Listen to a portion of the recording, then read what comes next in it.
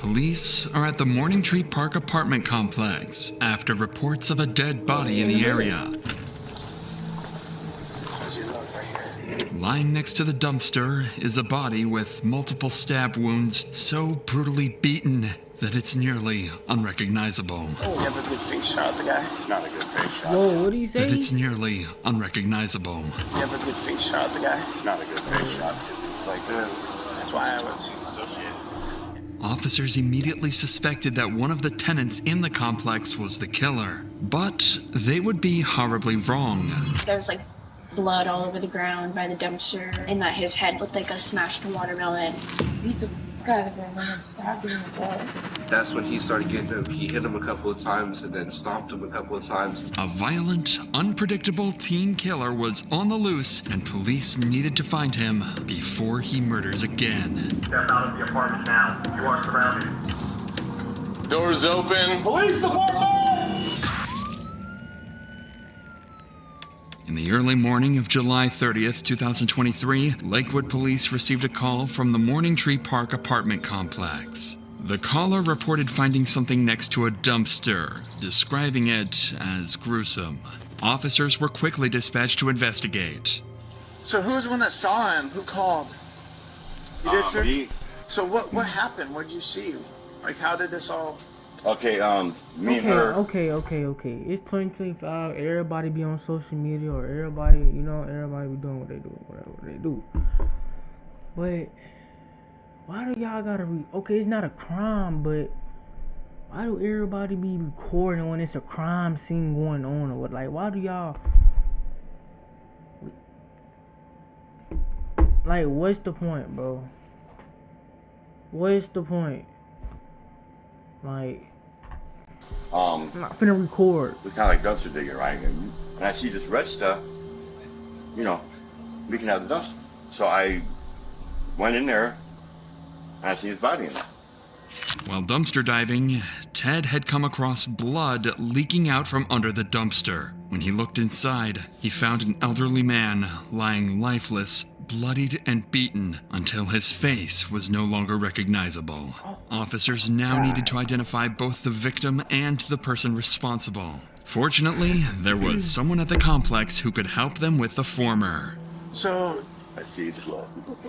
Yeah, so I'm just trying to figure out if you might... Sounds like that he's one of your residents. I can look. This is Ryan, the apartment complex manager, and he's going to be vital in finding out who the victim actually is. Because we don't have an ID, right? No, we don't. Okay, so let's... Oh, that's fine. All right, yeah. For now. So we recognize this guy? Obviously, it's not the best picture, but... Do you think you know who he is? Possibly. If I can see the picture again, it'd be better to identify now. How about you just give me the name, I can bring up DOL. He wouldn't be in there. What's that? He wouldn't be in there. Well, I'm sure he'll have some kind of ID. No, You don't think so? absolutely not. Never? No. Okay. He was a really nice guy, actually, though. I mean, I had a relationship with him. Like friend-wise. He don't even trust like anybody with like social security cards or anything. He won't sign a lease. So he'd probably be about 63, 65, somewhere in there. He's partially African American, but he's really light skinned. Skinny, tall. Yes. Skinny. Yeah. Yeah, that could be Leonard. What's his last name? And we're working on that right now. Well, they're turning their computers on right now, right? You want to come with me? I can just give you a key. I'll give you a ride over there and ride back if you want. No. We'll drive over there to go check on him. But yeah, she's still trying to pull the data. Yeah, but I can pull a key for you and she'll get that. Yeah, we'll go check on him. So All right. A9, I will meet you over there. I'll meet you. Yeah. The officers finally had a name, Leonard, but that doesn't solve their biggest problem. According to the manager, Leonard suffered from extreme paranoia and refused to have any form of identification associated with the government. Without proper identification, the investigation would soon become a lot more challenging. Still, officers would search their system, hoping something might come up. Find it. I ain't never heard of that one before, but... Any DOL or prior bookings or anything? There's bookings. That's 2019. okay. Now he's dealing with crap too. Okay, we're gonna go to A9 and see if this guy's there.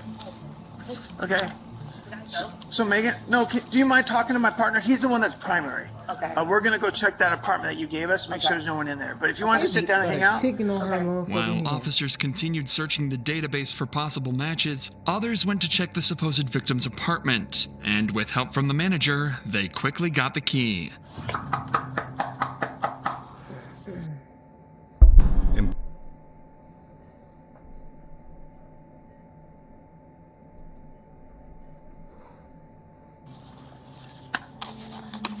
Leonard, Lakewood Police, we just need to know that you're okay. If you want to, we'll just announce for Leonard. Yep. I could yell for him. Both can. Go ahead. Hey, Leonard. Leonard.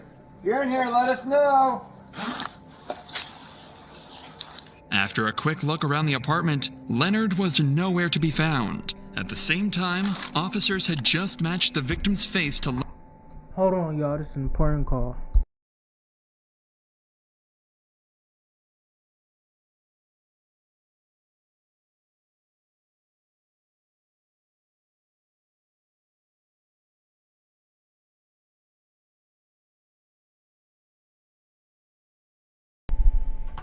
Leonard's image Back. using police database. So there was no doubt now. The victim was 64-year-old Leonard Williams. Damn, Neighbors and staff. He's 64 right The here. victim That nigga don't look 64. Am I tripping? was 64-year-old Leonard Williams. Neighbors and staff described Leonard as a friendly and compassionate person. Although he often kept to himself, he was known to be extremely kind to fellow residents. But the investigation was far from over. Officers still had to determine who was behind the brutal attack and why. Back at the scene, one officer had discovered some crucial evidence that would bring the police one step closer to the killer. Okay, so if you walk that way, and actually, obviously it's dark at that hour, but if you walk that route that you just said, and somebody happened to shine their lights into the dumpster area, you would see him laying there. Was there any trash outside of the dumpster area, the path that you guys would have walked? This officer just picked up on something crucial. The area around the dumpster was extremely messy, and blood was leaking from it. Any person would have easily spotted that, let alone an officer. Turns out, just 12 hours earlier, police had been dispatched to that same apartment complex on a noise disturbance complaint. The call was made around 8 p.m., and the responding officer's dash cam shows him returning to his vehicle by walking through the side path. The exact one that leads up to the dumpster where Leonard was found. The officer didn't notice any leaking blood or hear suspicious commotion, which means that whatever had occurred had happened after the officer left. From this, the timeline of the murder was vastly narrowed. But more importantly, the disturbance call that the officer responded to had been made about a group of teenagers from the apartment complex unit J54. According to the manager, this group was well known for partying several days of the week and not paying their rent on time. However, little did they So know how the that hell? Wait. So. the Okay. police would catch on to what they were doing at last night's party and why there was a dead body just a few feet away from their apartment. As this was the only lead that police had, a search warrant for Unit J54 was issued, and officers quickly arrived at the residence looking for any signs of foul play. Get the manager. Oh, there we go. Hey, Brittany, Lakewood Police. Anybody else inside here with you? Oh, Sure, come on, let's get over here for a second, okay? Who's all in here with you? just me and two people. Where are they at? Oh, really? No. What are their names? Jaden. Jaden and who? Jaden and Ty. Jaden and Ty, come on out. Come on out. Ty, come on out, Lakewood Police. Snitching on y'all, telling y'all Where's he at? names. It was still corner store. What's that? He went to the corner You store. went to the corner store? When officers arrived, Alina and Jaden were found inside the apartment. One of the teens, named Ty, seemed to have fled when officers arrived and was nowhere to be found in the unit. His friends claimed he went to the corner store to buy some snacks, but officers would soon discover that was a complete lie. For now, though, officers decided to interview the group, unaware one of them Let's see was how the about to interview finna confess go to now. the Let's gruesome see. details of Leonard's murder. But before What we would make them want to kill him? continue, life can change in an instant. That's what happened in November 2021 when a father of two was tragically shot and killed against attorney who deserved the absolute verdicts recently offered. With Morgan and that in the op-ed, let's get back to the investigation. Officers were about to interview the teens who remained in the apartment, suspecting they know more than they've let on.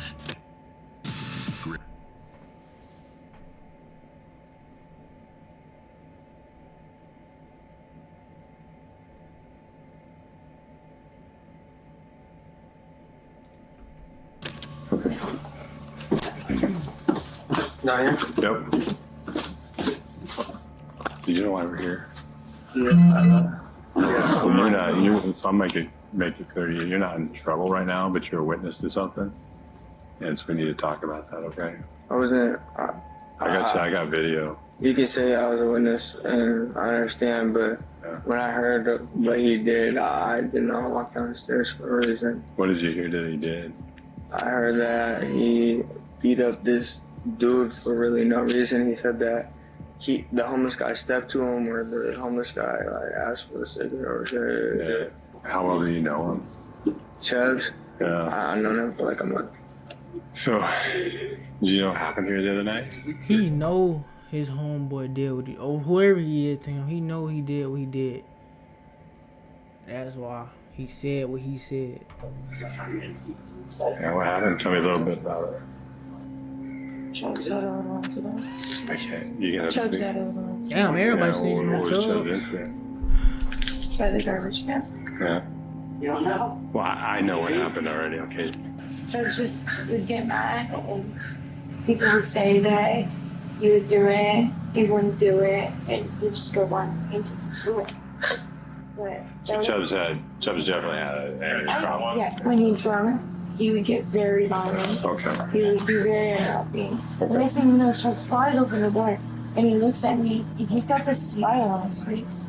He's like, I'm so sorry, but I did something really bad, and I made a big mistake, and I really didn't need to do it. And I go, what'd you do? And that's when his smile completely shut off. So I think he realized, like, he really just took some pride. And he's like, I killed somebody outside. Did he tell you how he killed him? How did he? He beat the fuck out of him and then stabbed him in the throat. God, This guy is laying down on the side of his face, like against this way. Mm-hmm. All you see is him, Chubbs is like down on the ground recording him, and then Chubbs just starts kicking him like it's a joke. With these two new crucial statements, police now had two suspects at large, Chubbs and Ty, with their primary focus being on 17-year-old Brody Chubbs Brownell. According to Alina, Brody had 2 bottles of tequila and was also high on marijuana the previous night. To make matters worse, he had a reputation for getting violent when drunk. At some point, he briefly stepped outside the apartment and happened to cross paths with Leonard in the parking lot. Leonard may have confronted him about the loud music, or, given his paranoia, he might have simply been talking to himself. Either way, Brody likely saw him as an easy target, and Leonard became the victim of his violent outburst. Alina was also the first to mention something even more disturbing. Brody had recorded the entire thing on Snapchat. He filmed him. That's what white people be doing. Why is you recording knowing you committed a motherfucking crime, gang? And you're gonna sit there and record for Snapchat? Thinking you're gonna go viral for this shit? You probably got fucking 500 views on your shit. Like, come on, bro. Do better. Self-beating Why is you and stabbing recording? Leonard to death, then sent the video to friends at the party.